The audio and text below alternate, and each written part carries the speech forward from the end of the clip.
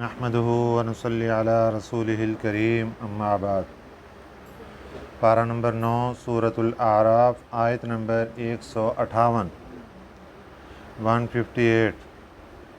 اعوذ باللہ من الشیطان الرجیم بسم اللہ الرحمن الرحیم۔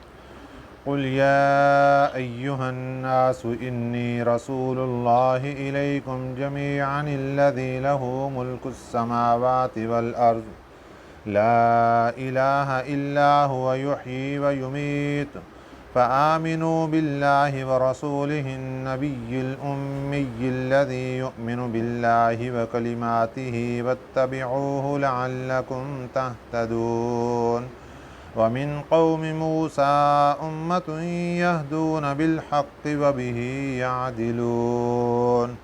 صدق اللہ العظیم۔ گزشتہ آیت مبارکہ میں اللہ تعالیٰ نے نبی پاک صلی اللہ علیہ وسلم کی بہت بڑی بڑی صفات کو ذکر فرمایا اور اس بات کا تذکرہ فرمایا کہ ان کی یہ صفات اور ان کی نشانیاں ہم نے تورات اور انجیل میں پہلے سے ذکر فرما دی تھی۔ آج کے سبق میں اللہ تعالیٰ نبی پاک صلی اللہ علیہ وسلم کی ایک اور بہت بڑی صفت بیان فرما رہے ہیں۔ فرمایا قل، آپ کہہ دیجئے، یا ایہا الناس، اے لوگو، انی، بے شک میں، رسول اللہ، اللہ کا رسول ہوں، الیکم، جمیعا، تم سب کی طرف، حضرت آدم علیہ السلام سے لے کر حضرت عیسیٰ علیہ السلام تک جو انبیاء اور رسولوں کا سلسلہ چلتا رہا، ان میں ہر نبی اور رسول ایک خاص خاندان، ایک خاص بستی، ایک علاقے کے لیے نبی تھے، ایک خاص قوم کے لیے نبی تھے۔ جیسا کہ حضرت نوح علیہ السلام کے بارے میں اللہ نے فرمایا کہ حضرت نوح علیہ السلام کو ہم نے ان کی قوم کی طرف نبی بنا کر بھیجا۔ حضرت ہود علیہ السلام کی بات آئی تو اللہ نے فرمایا قوم عاد کی طرف ہم نے ان کو نبی بنا کر بھیجا۔ جب حضرت صالح علیہ السلام کی بات آئی تو اللہ نے فرمایا قوم سمود کی طرف ہم نے نبی بنا کر بھیجا۔ جب حضرت لوط علیہ السلام کی بات آئی تو اللہ تعالیٰ نے فرما دیا ان کو ہم نے ان کی قوم کی طرف نبی بنا کر بھیجا۔ حضرت ابراہیم علیہ السلام کا تذکرہ، ان کو اپنی قوم کی طرف نبی بنا کر بھیجا گیا۔ حضرت شعیب علیہ السلام، ان کو اپنی قوم کی طرف نبی بنا کر بھیجا گیا۔ حضرت موسیٰ علیہ السلام، ان کو اپنی قوم کی طرف، بنی اسرائیل کی طرف نبی بنا کر بھیجا گیا۔ غرض یہ کہ جس نبی کو بھی دیکھیں وہ نبی ایک خاص بستی، ایک خاص قوم کی طرف مبعوث فرمائے گئے۔ کسی کا جو بستی تھی وہ بڑی تھی اور کسی کا خاندان بڑا تھا، قوم بڑی تھی، کسی کی چھوٹی تھی، لیکن جب آخر میں ہمارے پیارے پیغمبر صلی اللہ علیہ وسلم تشریف لائے تو اللہ تعالیٰ نے فرمایا کہ آپ لوگوں کو بتا دیجئے کہ میں اللہ کا رسول بن کر آیا ہوں تم سب کی طرف۔ یعنی نبی پاک صلی اللہ علیہ وسلم کے زمانے سے لے کر قیامت تک آنے والا آخری انسان، ان سب کے لیے ہمارے پیارے پیغمبر صلی اللہ علیہ وسلم اللہ کے رسول بن کر آئے ہیں۔ یعنی یہ رسول بن کر آئے ہیں یہودیوں کے لیے بھی، یہ رسول بن کر آئے ہیں عیسائیوں کے لیے بھی، جس مذہب اور فرقے پر اس زمانے میں یا قیامت تک آنے والے زمانے میں جو کوئی بھی موجود ہوگا ان سب کے لیے اعلان ہے کہ تمہارے لیے نجات کا صرف اور صرف ایک ہی راستہ ہے کہ تم اپنا مذہب چھوڑو اور آخری نبی حضرت محمد رسول اللہ صلی اللہ علیہ وسلم کی پیروی کے اندر آ جاؤ اگر تم نجات چاہتے ہو۔ دوسرا، اس آیت مبارکہ کا تعلق پیچھے حضرت موسیٰ علیہ السلام کی دعا کے ساتھ ہے۔ جب حضرت موسیٰ علیہ السلام نے دعا مانگی تو اس کے اندر دو چیزیں اللہ تعالیٰ سے مانگی تھیں۔ ایک تو مغفرت مانگی اور دوسرے نمبر پہ اللہ تعالیٰ سے بھلائی مانگی تھی، دنیا اور آخرت کی عزتیں مانگی تھیں۔ اللہ تعالیٰ نے حضرت موسیٰ علیہ السلام کی دعا مغفرت والی اپنی قوم کے لیے قبول فرما لی، اور دوسری دعا جو حضرت موسیٰ علیہ السلام نے مانگی تھی عزت اور بھلائی کی، دنیا اور آخرت کی بھلائی کی، اس کے لیے اللہ تعالیٰ نے شرائط رکھ دی کہ دیکھو یہ 3 شرطیں ہیں۔ ان 3 شرطوں کا ذکر کیا تھا کہ ایمان، تقوی اور زکوٰۃ کی ادائیگی۔ یہ 3 شرطیں جس بندے کے اندر پوری ہوں گی یہ بھلائیاں اور رحمت اس کو ملے گی۔ اور اس کے بعد اللہ تعالیٰ نے اگلی آیت مبارکہ کے اندر اس جماعت کا تعارف کروایا جس کے اندر یہ تینوں شرطیں پائی جائیں گی۔ تو اب خلاصہ کیا نکلا ساری بات کا کہ اگر کوئی بندہ، کوئی بندی دنیا میں عزت چاہتے ہیں، دنیا میں بھلائی چاہتے ہیں، دنیا میں سکون چاہتے ہیں، تو اس کے لیے ایک ہی راستہ ہے کہ وہ اپنے آپ کو نبی پاک صلی اللہ علیہ وسلم کی غلامی میں پیش کر دیں۔ ایک ہے زبان سے غلام بن جانا کہ ہم غلام ہیں آقا کے، اور ایک ہے اپنا تن من دھن نبی پاک صلی اللہ علیہ وسلم کے سامنے پیش کر دینا کہ جیسے اللہ کے رسول صلی اللہ علیہ وسلم مجھے حکم فرمائیں گے میں اسی طریقے سے اپنی زندگی گزاروں گی۔ جیسے آپ صلی اللہ علیہ وسلم کا حکم ہوگا، میرے خاندان کے اندر کبھی غمی کا موقع آئے گا تو وہی حکم چلے گا جو میرے آقا کا ہوگا، کبھی خوشی کا موقع آئے گا وہی حکم چلے گا جو میرے آقا صلی اللہ علیہ وسلم کا ہوگا۔ یہ ہے سچی غلامی، یہ ہے سچی محبت، اور یہی ہے سچا عشق۔ قل، فرما دیجئے، یا ایہا الناس، اے لوگو، انی رسول اللہ، بے شک میں اللہ کا رسول ہوں، الیکم جمیعا، تم سب کی طرف۔ الذی لہ ملک السماوات والارض، کون اللہ؟ الذی، جس کے لیے، لہو، اسی کے لیے، الذی، وہ اللہ، لہو، اسی کے لیے، ملک السماوات والارض، ملک کہتے ہیں بادشاہت کو، بادشاہت ہے آسمانوں کی اور زمین کی۔ لا الہ الا ہو، نہیں کوئی معبود مگر وہی، یحیی، وہ زندہ کرتا ہے، ویمیت، اور مارتا ہے۔ فآمنوا باللہ ورسولہ، تو اب تمہارے لیے دنیا میں رہتے ہوئے تقاضا اس بات کا ہے کہ جس رب نے اس رسول کو منتخب فرمایا، فآمنوا باللہ، تو تمہیں چاہیے کہ ایمان لاؤ اللہ پر، ورسولہ، اور اس کے بھیجے ہوئے پر، النبی الامی، کون بھیجا؟ ورسولہ، اس کے بھیجے ہوئے، النبی الامی، نبی امی پر بھی ایمان لاؤ، اللہ کی ذات پر بھی ایمان لاؤ اور اس کے بھیجے ہوئے نبی امی پر بھی ایمان لاؤ۔ الذی یؤمن باللہ وکلماتہ، کون نبی امی؟ الذی، وہ نبی امی، یؤمن باللہ، جو ایمان رکھتا ہے اللہ کی ذات پر، وکلماتہ، اور اس کے کلام پر۔ وہ نبی امی جو کہ اللہ کی ذات پر بھی ایمان رکھتا ہے اور اللہ کے کلام پر بھی ایمان رکھتا ہے۔ کلام سے مراد یہاں پر گزشتہ آسمانی کتابیں ہیں، تورات ہے، زبور ہے، انجیل ہے۔ میرے آقا صلی اللہ علیہ وسلم ان تمام آسمانی کتابوں پر ایمان رکھتے تھے۔ میرے آقا صلی اللہ علیہ وسلم اللہ کی ذات پر ایمان رکھتے تھے۔ تو اللہ تعالیٰ ہمیں یہ سمجھانا چاہتے ہیں، جب یہ کائنات کا دولہ، جب یہ کائنات کا سردار، جب یہ اللہ کی ذات کے بعد کائنات میں سب سے بڑی ہستی، یہ اللہ کی ذات پر ایمان رکھتے ہیں، یہ پچھلی آسمانی کتابوں پر ایمان رکھتے ہیں، تو پھر تم کس باغ کی مولی ہو؟ کیوں اکڑ کر کھڑے ہو؟ किस बात पर तकब्बर करके बैठ गए हो? तुम्हें भी चाहिए कि तुम भी वत्तबिऊहु, इसी नबी की पैरवी करो, लअल्लकुम तहतदून, ताकि तुम हदायत हासिल कर लो। अब गुज़श्ता आयात में बनी इसराइल की कौम का तज़किरा था कि बनी इसराइल नाफरमानियाँ कर गई, ये हो गया वो हो गया।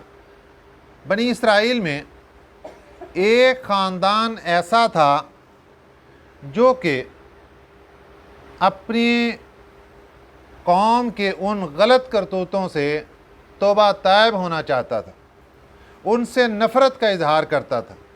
उसने अल्लाह ताला से दुआ कर दी कि या अल्लाह, हमें इस कौम से अलग कर दीजिए, हमें इस कौम से दूर कर दीजिए। अल्लाह ताला ने उस ख़ानदान को, उस कबीले को अपनी इस कौम से, जिसके पास वो रहते थे, 1500 साल की मुसाफत, 1.5 साल की मुसाफत पर दूरी कर दी और उनको दूर एक जगह पर ले जाकर बसा दिया। जिस तरह कौम याजूज माजूज, जिनका किसी को कोई अता पता नहीं है कि कहाँ पर हैं, लेकिन अल्लाह ताला ने उनको दुनिया में बसाया है। इसी तरह एक रवायत ये मिलती है कि बनी इसराइल की कौम का एक हिस्सा, एक ख़ानदान, जिसने अल्लाह ताला से दुआ की थी कि या अल्लाह, ये जो हमारी कौम के लोग नबियों को परेशान करते हैं, हम इससे बरी ज़िम्मा, हम इस बात से नफ़रत का इजहार करते हैं, हम इनके कामों से नफ़रत का इजहार करते हैं, हम आपसे दरख्वास्त करते हैं कि हमें इनसे दूर कर दीजिए। अल्लाह ताला ने 1 साल, 1.5 साल की मुसाफत पर इनको दूर कर दिया और ये वहाँ पर रहने लगे। जब मेरे और आपके प्यारे पैगम्बर सल्लल्लाहु अलैहि वसल्लम मेराज पर तशरीफ़ ले गए तो हज़रत जिब्रील अमीन अलैहिस्सलातु वस्सलाम को अल्लाह ताला ने हुक्म दिया कि मेरे आका सल्लल्लाहु अलैहि वसल्लम को वहाँ पर ले जाइए, उस कौम के पास। नबी पाक सल्लल्लाहु अलैहि वसल्लम वहाँ तशरीफ़ ले गए। आपकी मुलाकात उस कौम के साथ हुई तो आप सल्लल्लाहु अलैहि वसल्लम ने उनसे पूछा। आप सल्लल्लाहु अलैहि वसल्लम पर वो लोग ईमान ले आए और नबी पाक सल्लल्लाहु अलैहि वसल्लम ने उनको कुछ कुरान पाक की सूरतें पढ़ा दी। नबी पाक सल्लल्लाहु अलैहि वसल्लम ने उनसे दरियाफ़्त किया कि तुम्हारे पास नाप तोल का क्या इंतज़ाम है और तुम लोगों की मईशत का क्या सामान है। उन्होंने जवाब दिया कि हम ज़मीन में गल्ला बोते हैं, जब वो तैयार हो जाता है तो काट कर वहीं ढेर लगा देते हैं, हर शख्स को जितनी ज़रूरत होती है वहाँ से ले आता है, नापने तोलने की ज़रूरत ही नहीं पड़ती। तो आपने पूछा, क्या तुम लोगों ने कभी झूठ बोला है?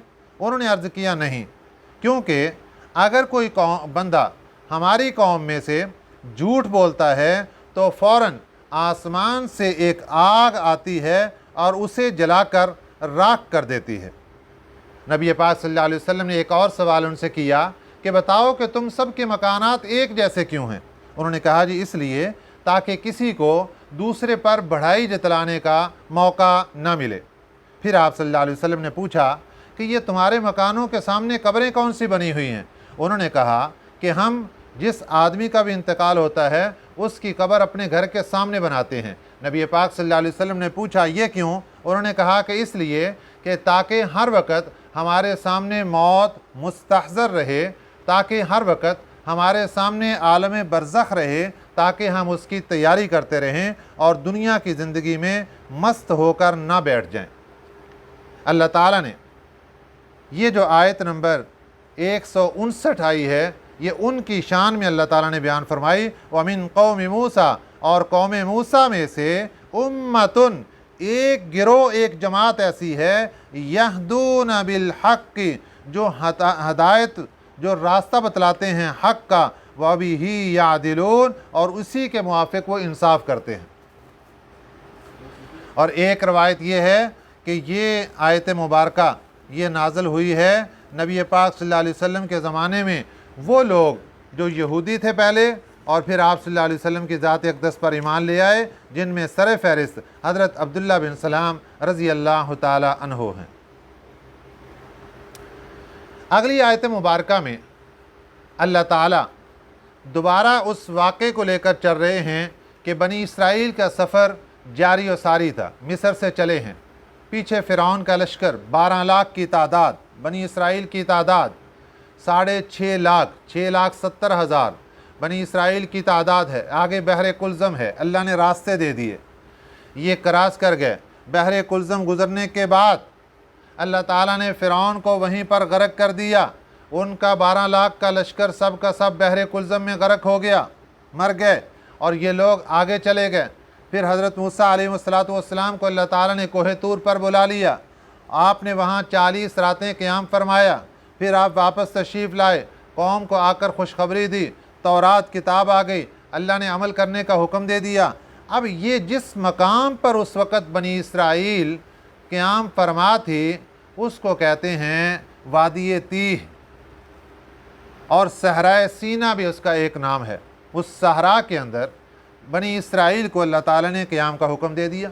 अब वो सहरा ऐसा खुला मैदान कि जहाँ पर साए का नामो निशान नहीं, वहाँ पानी का नामो निशान नहीं, वहाँ खाने का नामो निशान नहीं, और वहाँ रोशनी का कोई इंतज़ाम नहीं।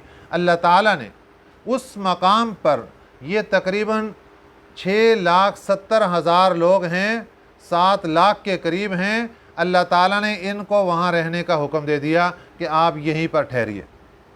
अब इनको जब प्यास लगी, पानी की ज़रूरत पड़ी, तो ये लोग हज़रत मूसा अलैहिस्सलाम के पास आते हैं कि अल्लाह के नबी, अल्लाह ताला से दरख्वास्त कीजिए, हमें पानी की ज़रूरत है, अल्लाह ताला हमें पानी अता फ़रमा दें। हज़रत मूसा अलैहिस्सलाम के पास एक पत्थर था, अल्लाह ने हुक्म फरमाया आप अपनी इस लाठी को उस पत्थर पर मारिए। वहाँ से अल्लाह ताला ने 12 चश्मे पानी के जारी फरमा दिए, क्योंकि बनी इसराइल 12 ख़ानदानों पर मुश्तमिल था। 12 ख़ानदान कौन से थे?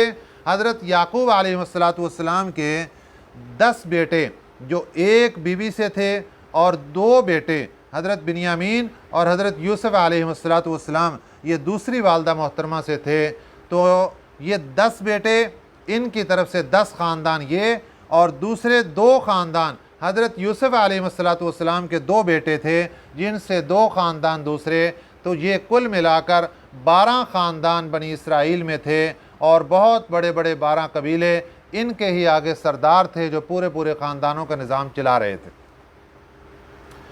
तो यहाँ पर अल्लाह ताला ने इस पत्थर से 12 चश्मे पानी के जारी फरमा दिए, और हर ख़ानदान को अपनी घाट मालूम हो गई, अपने पानी मालूम हो गया कि ये हमारी पानी की लाइन है, ये पानी की नहर हमारी है, ये चश्मा हमारी तरफ जा रहा है। इसलिए उन्होंने वहाँ से पानी हासिल करना शुरू कर दिया। वक़त्तअनाहुम, और जुदा जुदा कर दिया उनको। इसनतई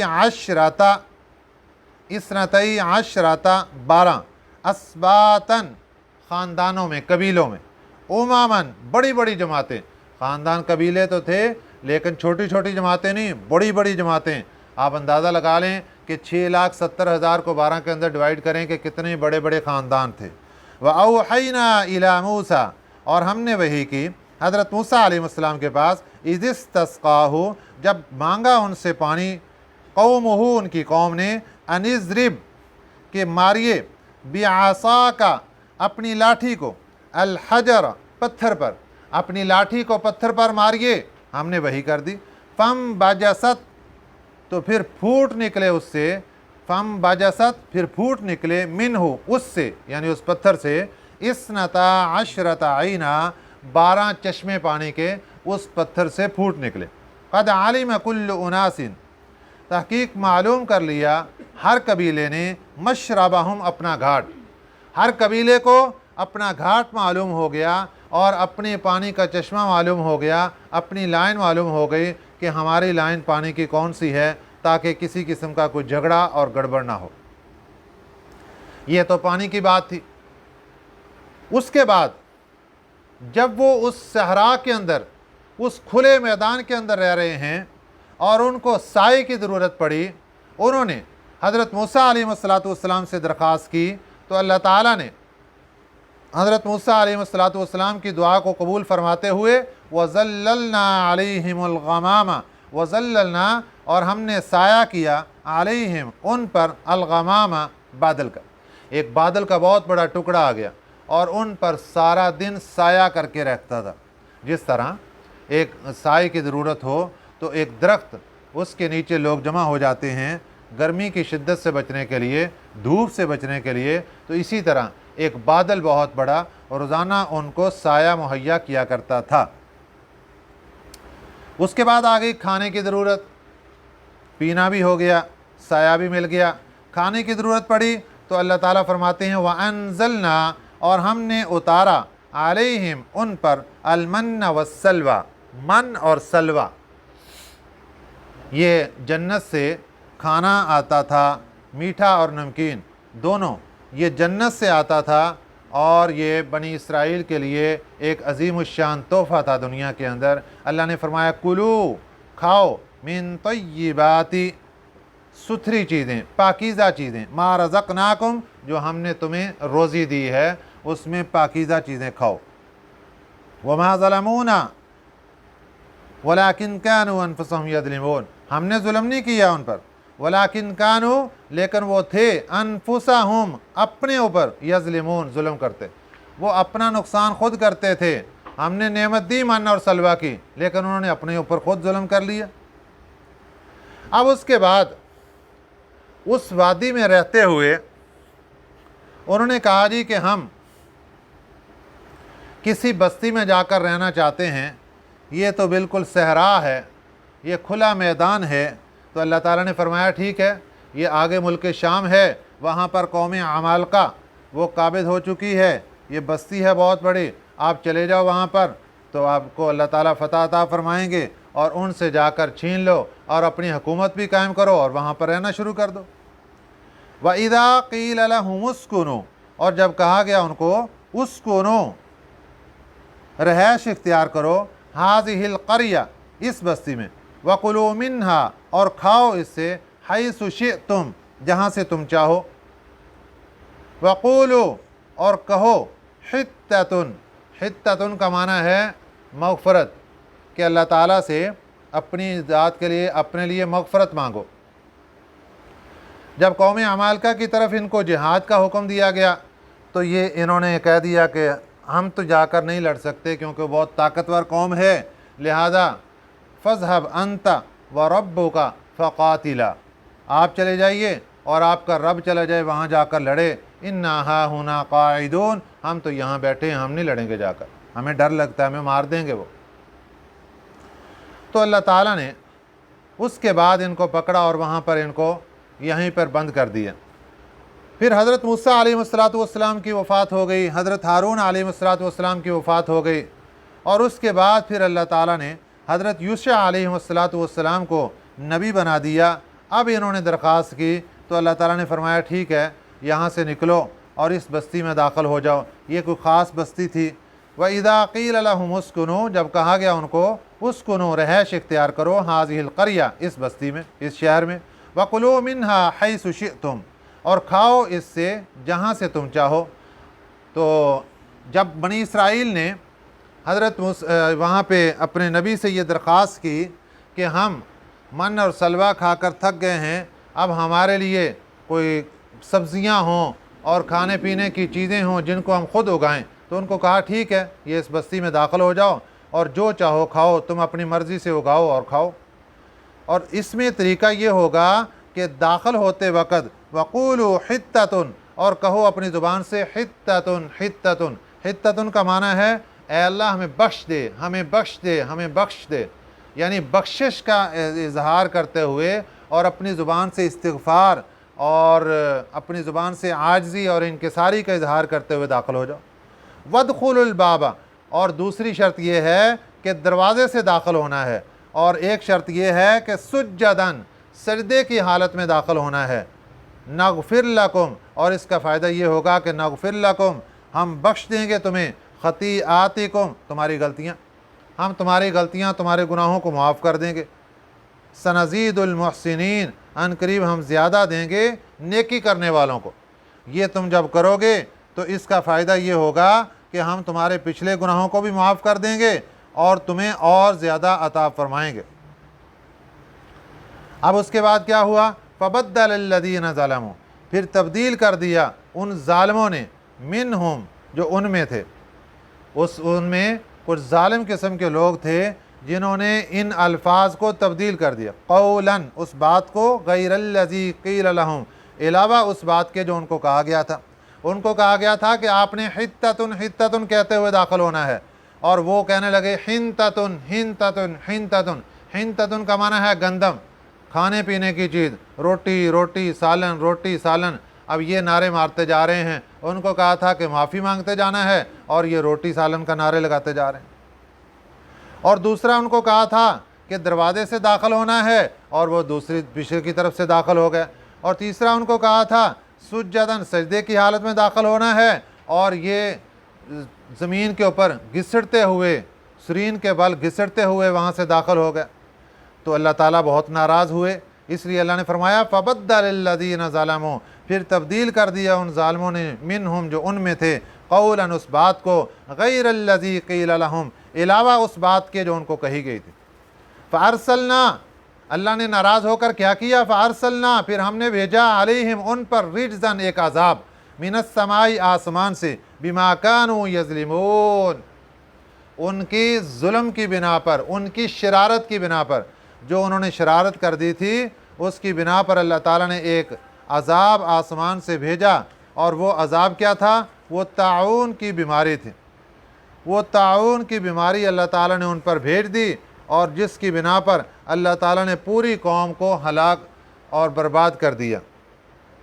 جو اس کے اندر موجود تھے اس گناہ کے اندر، تو ان کو اللہ تعالیٰ نے، اس گروہ کو، وہ کتنے ہزاروں پر مشتمل تھا، ان کو اللہ تعالیٰ نے طاعون کی بیماری کے اندر پکڑا اور ہلاک کر دیا۔ اب ان آیات سے اللہ تعالیٰ نے ہمیں بھی بہت سے اسباق دیے۔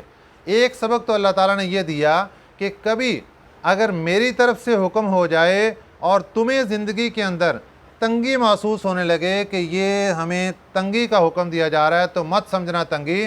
جس طرح بنی اسرائیل کو اللہ تعالیٰ نے وادی طی، صحرائے سینا میں ٹھہرنے کا حکم دیا، تو ان کو تنگی محسوس ہوئی، لیکن اللہ تعالیٰ نے ان کو تنگ نہیں ہونے دیا، بلکہ ہر قسم کی غیبی نعمتیں اللہ تعالیٰ نے ان کے اوپر لا کر کھڑی کر دیں۔ یہاں تک کہ جب رات کو ان کو روشنی کی ضرورت پڑتی تو اللہ تعالیٰ کی طرف سے ایک بہت بڑے مینارے ان کے چوک و چراہے کے اندر آ کر کھڑے کر دیے جاتے، ٹیوب لائٹوں کی طرح، اور وہ پورے کی پوری بستیوں کو روشن کر دیا کرتے تھے۔ تو اللہ تعالیٰ کے انعامات انسان پر یوں آتے ہیں، صرف حکم کیا ہے، ہمیں کیا اجازت ہے کہ ہم اللہ اور اس کے رسول صلی اللہ علیہ وسلم کی فرما برداری کو اپنے سر پر رکھیں۔ اس میں اگر کبھی ہمارے راستے کے اندر ہمیں تنگی محسوس ہو، وہ تنگی نہیں ہوگی، اللہ اس کے لیے راستے کھول دیں گے، اللہ اس کے لیے اسباب بھی مہیا کریں گے۔ صرف ہمیں پکے دل کے ساتھ، درد دل کے ساتھ اس راستے کو اپنانا ہوگا۔ اور دوسرا، آخر میں اللہ تعالیٰ نے اس بات کے اوپر تنبیہ کر دی کہ دیکھو، ان بنی اسرائیل کی جماعت میں ایک گروہ نے ہماری نافرمانی کی، جب نافرمانی کی تو ہم نے پکڑ لیا، پھر ایک وبا ان پر طاعون کی صورت میں مسلط کر دی، اور ان کو ہلاک برباد کر کے رکھ دیا۔ اس لیے عافیت اسی میں ہے کہ اللہ اور اس کے رسول صلی اللہ علیہ وسلم کی طرف سے جو حکم ملے اس کو قبول کر لیا جائے، اس کو سینے سے لگا لیا جائے، اس کو اپنی آنکھوں کے ساتھ لگا لیا جائے، اور اسی میں ہی اپنی خیر اور بھلائی سمجھی جائے۔ اللہ تعالی ہمیں اس پر عمل کرنے کی توفیق عطا فرمائے، آمین۔ وما علینا الا البلاغ المبین۔